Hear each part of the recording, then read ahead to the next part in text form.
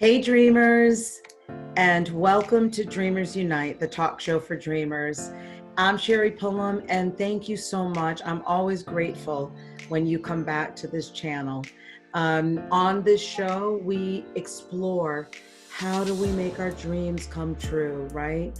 And it's not just dreams coming true, but dreams, remember, are sacred.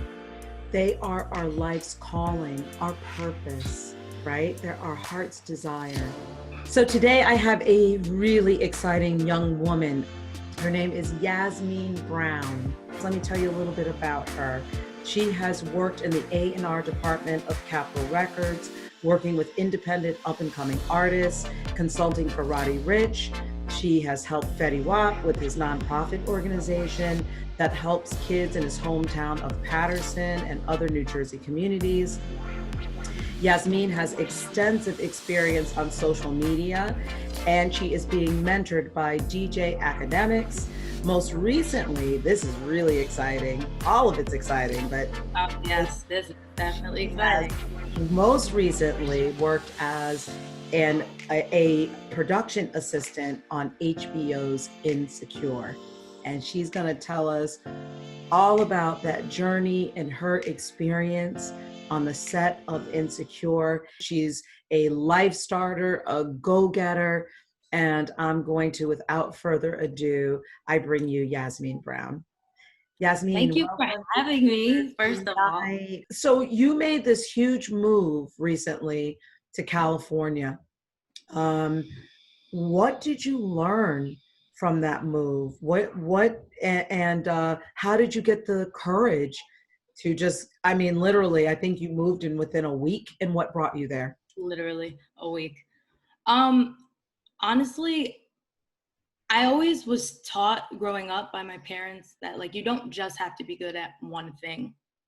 And ever since I was younger, I always had like a passion, I guess you could say, for like music and media.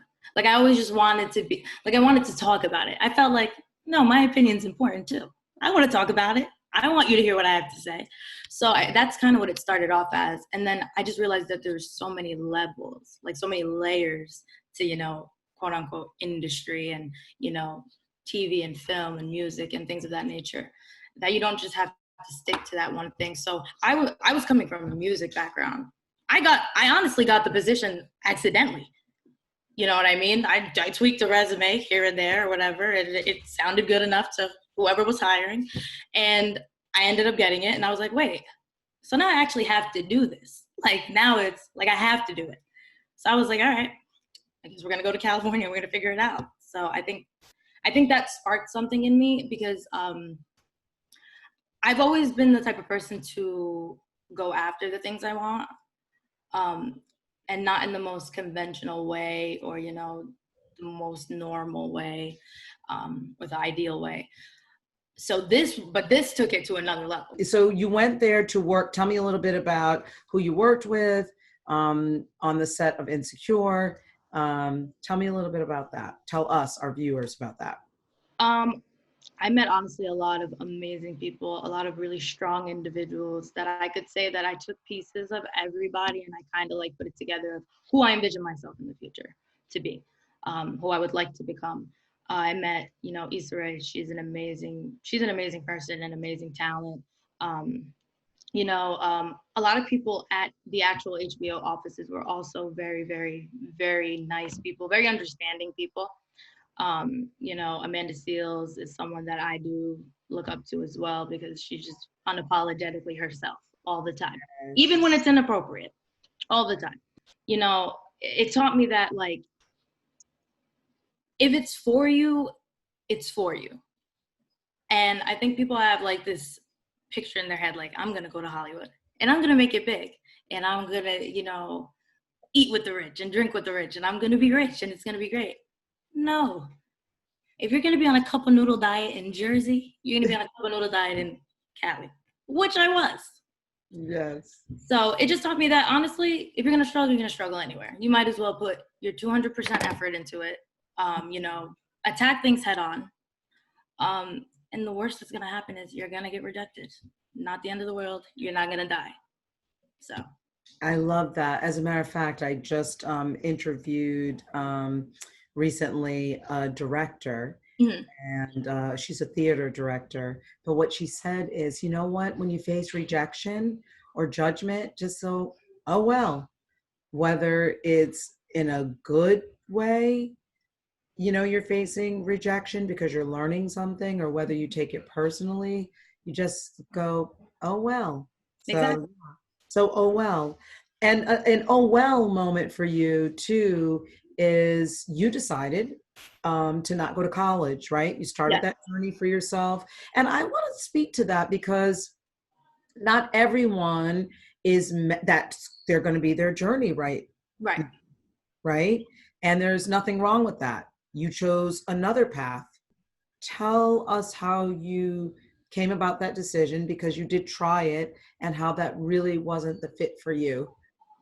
So realistically, when I was younger, it's funny that we're having this conversation. I actually always wanted to go to NYU, like always. But as high school progressed and I knew the type of person I was just like, I have a passion. I had like a real passion. Like when I do it, I'm excited. I feel good. You know what I mean? And no matter what the circumstances are, I'm not learning it in school. I'm not like, my mind is not expanding on it in school. I'm sitting in a classroom and I'm learning the basics of life. I know how to count and I know how to read. That should be enough. With that being said, I always knew that, making this decision, I had a talk with myself in the car, and I literally knew that it was going to be, you're going to get overlooked. You're going to get overlooked. Your resume is going to be swept under the table, thrown in the trash. You don't have a degree. You need to be prepared for that. You need to know that it's going to take you longer than everyone else. Mm-hmm. You're going to be the starving artist, But I had that talk with myself, and I was like, all right, maybe I don't want to go through that. Maybe I don't want to struggle all the time. You know what I mean? So I did try college. I was there for a solid semester, and I ended up taking a communications class, a journalism class, and I expanded on my writing. And I enjoy writing, and I've always been really good at creative writing. So it just helped me expand on that. And I really felt that in that moment, I was wasting a lot of my time. You figured that was not for you. That journey was not for you. It just didn't feel right. And it had nothing to do with what I was capable of academically. It had nothing to do with laziness. I had the time to get the work done. I was doing the work. I was going to class. But it didn't feel right, like in my spirit. Mm-hmm. And this is before I had any like real industry connections. So I just took it upon myself. I was like, social media is like super popular right now. People are literally making careers off of being them on the internet. So I just started, going through YouTube, trying to find people locally. And I ended up meeting my mentor there, who put me in a great position to meet other people. So I don't recommend it for everyone. It's definitely not for the weak, the sensitive, or the lazy. I kind of just always knew what I wanted out of life. So that's the only reason I'll give myself the benefit of the doubt. If I was completely lost, it'd be a different story. But I always knew kind of where I wanted to be. So I just went with it. I just went with my gut. And there's something to be said for following your gut and following what I say, your intuition. Right. Your voice that lives within. So what do you want? I honestly would love to work with a really refreshing, raw talent and be very hands-on. In the music industry. What industry? In the music industry. Okay, that's goal number one. So music industry folks, anybody listening right now, here's your woman, Yasmeen Brown. Yes, yes. Yes, and then what's your other goal? And my other goal would honestly be like something that I always wanted to do, but I just never I honestly, acting it's a lifestyle. You have to eat it, breathe it, sleep it, and it's a lot. But it is something that I was always interested in. I just never knew how to go about it, or I never had the time. You know what I mean? Like, you have to have time. You got to go on auditions. You got to do all these things. But I was like, we're in a whole quarantine. I got nothing but time to be any character under the sun right now. Yeah. So I might as well, you know, try and work on that craft, and which I have been. I've been taking a lot of online classes and things of that nature. I'm just really trying to get into it. And I think, me personally, not to toot my own horn, which I do like to do, you know this, I think I could land a role in something, and I want to, and that's what I've been putting a lot of my focus into these days. Good. Well, we'll speak that with you, the acting role, and I've had the pleasure of being your coach for a little bit, and I think you got some chops, girl. I think you got some chops. Look, I try, all in a day's work. I think so anyone listening, casting folks, this young starlet is on the rise, who definitely has some chops. You know, the thing is that impresses me about you is that you don't stop. You take rejection and you use it to your benefit. Always. Right. So what keeps you grounded?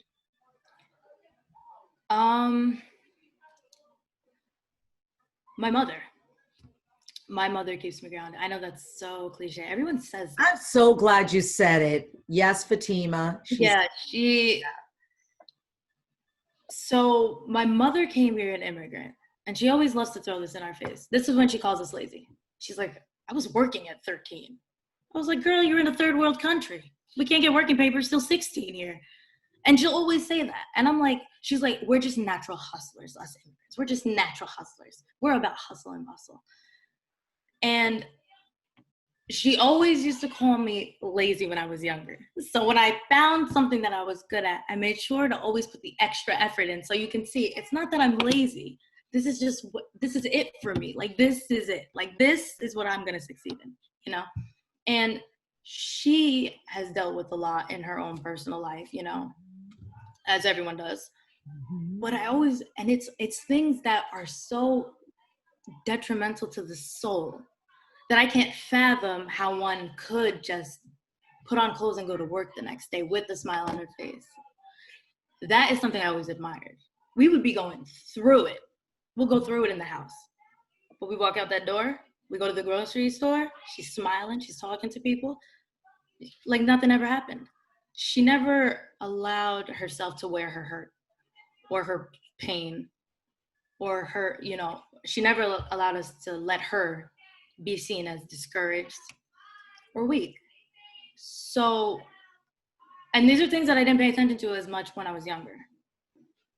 But I just, growing up and then dealing with, you know, moving to LA on my own, I realized I come from a resilient woman. I'm a resilient woman. So I don't let people tell me what I can and can't do. Because who are you to tell me that? I don't allow, you know, people's ideal thoughts or, you know, feelings on a situation deter me, because this is my path. Like, we're not all walking the same path. That's right. So I just really think that just seeing her work so hard and work overtime, and she's not taking time to heal because she's a mom. So I do have a respect for mothers. I have a respect for you as well. I know the same thing goes for you. I just want to be a resilient woman. So that's who I am. I told myself that that's what I am, and that's who I'm going to be. And nobody can stop me. And for kids out there, you know, who are, you know, going through that transition of, should I go to college? Should I be a painter? Whatever you want to do, just be resilient when you do it and make them remember you. Tell us more about your experience on set. Was it everything that you dreamed it would be? What were the challenges for you, and what was most rewarding? To be honest, Hollywood is everything that it is on TV. I think everyone lives in a fantasy world. Everyone lives in a bubble, and everything is rainbows and butterflies. Is it what I thought it would be? To be honest, I didn't know what it would be because I was there accidentally, but I made the cut. So I really didn't know what to expect. I was literally trying to figure out how to work a walkie-talkie for like 20 minutes. I didn't even know what a PA did. So I'm thinking, I'm telling everybody, I'm like, girl, I got this new situation. Oh, I'm a PA on an HBO show. I did not know that is bottom of the bottom. That's really the bottom. If you're a PA, you are strong. It's not a job for the weak, the sensitive, or the lazy. Right. And that's a production assistant for those who are not assistant. Industry. Let me tell you, you are on your feet for like 15 hours. There is no social life. You don't have a social life. I didn't know that. And you really have to adapt to different personalities. People are being rotated daily, so it's not like you're gonna see Jim today and then Jim tomorrow. Then no, it's like Jim, Harry, Sal. Like these are new people doing the same job. A lot of walking, a lot of standing. It was a different world. I know you met Issa Rae. Yes. Did she give you any advice? Did she say anything encouraging to you that you could share with our viewers that helped you to get through the tough times there? Because like you said, it is tough. Yeah. It's challenging when you're just starting out, especially in this industry. Right. Because it isn't an easy, entertainment is not easy. So what, or anyone on the set, what advice did they give you? What takeaway that you would like to share to help some of our young viewers? To be honest, it was a very like separated, fast-paced kind of thing. So it was kind of like people in and out. I only spoke to Issa, like honestly speaking, like probably a good like 5 times. But every time I did speak to her, I mean, that's a lot, I think. It was mostly silly stuff. Like there was one time where I was standing in the shade, in the sun at the top of the steps, and I was sweating profusely. I'm like, I know I'm about to have a heat stroke. Can these people please rotate me? And she said, girl, you need to move out this corner. And I said, girl, can you tell them to move me out this corner? She did put me in the shade. She did. But overall, I just saw how people spoke to her, how people addressed her, the type of respect that she demanded without really demanding. She carried herself in a very graceful way. She's very pleasant. And that's how I want to be viewed. Like respect me, but I'm human. I'm a human being. Mm-hmm. And we can have conversations, and it is okay. You know what I mean? Because at the end of the day, I'm a human being as well. It's nice to hear that people genuinely are who you think they would be, their public persona, especially for entertainment. It's so great to see that their public persona matches who they really are. Yeah, it honestly was. Honestly, I went into it, I'm like, this could really go either way. And I don't know if I'm prepared for it to go the other way, so. Yeah, that's amazing. It's amazing that you even had an opportunity to be exposed and to work on the set of Insecure. That's what's so incredible about it. Yasmeen, there's so many things going on right now in the world, including, the revolution, the movement that's happening around our, Black sisters and brothers being killed, police, being brutalized, being, to me, tortured in many ways. Certainly looking at George Floyd, he was tortured before he died. First off, how do you want to use your voice to activate change? And then the second part of that is, how would you like to use maybe your creativity and your in your art, in your field, with your platform to help inspire change? I always said, I'm really not political. And in the recent events, I realized how selfish that was of me, and how careless that was of me, and how I contributed to a disaster. Wow. I joke all day. all day. I will joke all day, sun up, sundown. But for the first time I've ever felt actual rage. You know, I know about Rodney King. You know, I know about slavery. I know about Martin Luther King, Malcolm X, Rosa Parks. And, you know, we don't learn enough. We don't learn enough. Mm-hmm. And I'm realizing that, like, to be honest, I am so disappointed at where we are. I don't actually feel like we ever made any progress. I just don't think that we were able to see it. And there's so many other people. We're making progress now. Do you feel like I need to know activating your voice, especially young voices that are out there now, really coming together? Do you feel that that is bringing about and making a change and making a difference?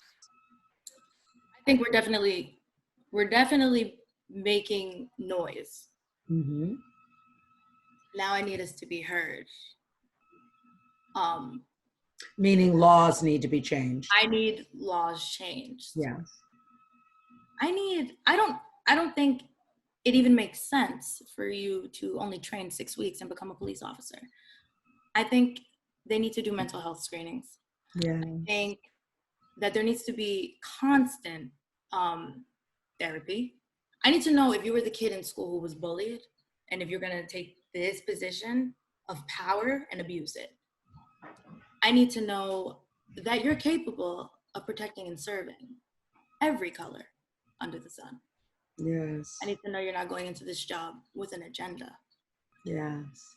That's just on the government side. For us, we have a habit, and I always say this, we have a habit of not riding the momentum long enough. This is not something that I want to disappear off my time. I don't want to stop seeing it. I need like, because I have a younger brother and I have a younger sister. Mm-hmm. They're always on their phones. They're always on this TikTok. They're always on these apps. Push that agenda. We need to keep pushing that agenda. Yeah. We really need to support Black-owned businesses. I'm guilty of not really, paying attention in that aspect. It's not a big deal, There are some people that just don't have the time to sit there and like Google or whatever, you know what I mean? You like what you like. But what you said though, I want to just jump in for a second, because what you just said is Black-owned business. It is important. It is important to make it our responsibility to be a part of our own rebuilding. Right. To be a part of, and if we're not going to spend money with our family, so to speak, in our communities, then who else will? Here's the good thing about it. Right now, people have at their fingertips the internet. So really, it's not a whole bunch to just type in Black-owned businesses near me. Literally. Black-owned clothing, Black-owned farmers, we have to look and don't put it just on the we, but how do I take that and put it on the me? Right. How do I take that and put it on the I? Because we really can't control what others do, but change happens incrementally. Right. So it has to start from within. So that brings me to my question of, what is it that you, Yasmeen Brown, wants to take responsibility and maybe ownership for?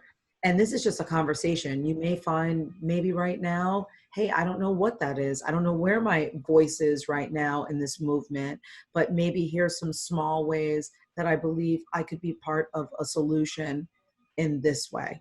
Is that something that speaks to you? Just any way that I could do my part, supporting Black-owned businesses. Not something that I did consciously, at least before. I'm gonna make it a point. That's a great start. That's a great start. So if I have to shop with Black-owned businesses, if I have to vote, if I have to donate, any way I can help, any way that I can fit in, I'm gonna get in. Good. And I'm gonna make it a point to. So. Good. Activate that voice. I'm trying. Yeah, look, I'm not political, but look, you're not the only one. that doesn't spend their dollar investing into Black business. Right. So it's a wonderful conversation for us to have. And it's a wonderful realization to say, you know what, that's something I can control. And that's something that I want to do better at. So my final question is, where do you see your path going? And if you were to meet someone that could make that happen, who do you think could help you make that happen? Like, what type of person do you think that could help you make that happen? For me, I just know it's going to be right place, right time. I just know it. And it's going to be completely unexpected, and I'm not going to even be thinking about it. And that's just how I envision it, but I just feel it so strongly. And I felt this way for years. So honestly, I really don't know who's going to be that lucky person to make that happen. But thank you in advance. Thank you in advance. And really practicing gratitude in that way is the ideal way for dreams coming to you, for reaching your goal. That is amazing, Yasmeen. I try. I really do try. I think it's really important to be grateful. And I am really grateful, Yasmeen, that you stopped by. Thank you for having me. I love this. I want to have you back when you can thank that person who has given you your role, or that new artist who has come your way. And I asked that question because I just want to affirm again with you and to allow you an opportunity to speak that person into existence. But you did. You spoke them into existence. I always think. And I know that God hears it, and our viewers hear it, and the universe hears it. So continue, my sweet Yasmeen, continue to grow and to flourish and continue to dream, and know that all things are possible. And we're with you. Thank you. Thank you. We will see you next time here on Dreamers Unite. And if you haven't, what, Yasmeen? Subscribe. Give them a little tip of what they need to do on Dreamers Unite. Wait, hold on. Okay, I need to know all the information. Okay, so y'all need to like, comment, and subscribe. Did I get it right? That is awesome. There's Yasmeen. Like, comment, subscribe. Thank you so much. Thank you. Again on Dreamers Unite.